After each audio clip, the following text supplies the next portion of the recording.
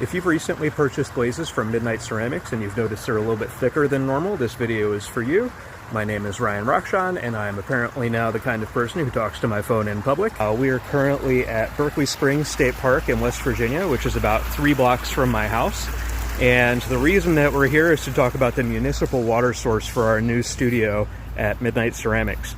The local township actually pulls water out of this spring, and it's actually very famous for having a very high mineral content. Specifically, it's got very high magnesium. Magnesium sulfate, or Epsom salts, is a flocculant, and flocculants impact the way that our glaze material interacts with water. I haven't noticed any differences in the way that our glazes fire, but they definitely are a little bit thicker, so they apply a little bit weird. I'm going to post a YouTube video if anybody wants some more detail on the subject, and I'll post a link in our bio. Flocculation impacts the way that our water molecules in our glaze interact with the clay particles in our glaze, and also I found it really interacts with xanthan gum as well.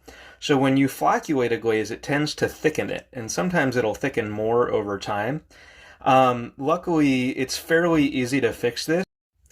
The best way is just to apply a strong shear force to your glaze, which means that you're going to mix it really, really fast.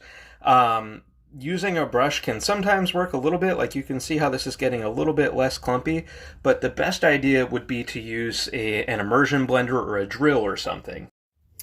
I, surprisingly enough, do not own an immersion blender. What I do have is the drill press in the background, and the drill press has like a little flywheel thingy on it, that little propeller thing that mixes up our glazes really well.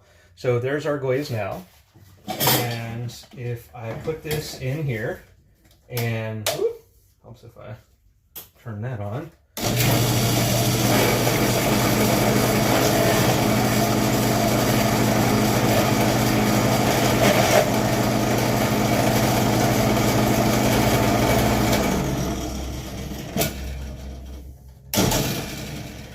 There we go.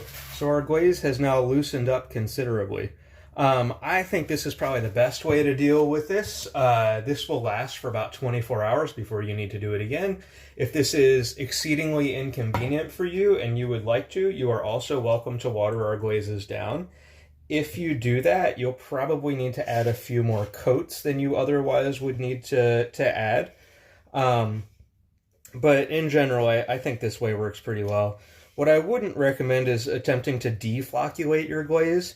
Like, yes, you can counter flocculation by deflocculating your glaze, but xanthan gum, I have found, is so incredibly sensitive to deflocculation and flocculation that it would be really easy to mess that up and add way too much deflocculant in, even if you just add like a few drops.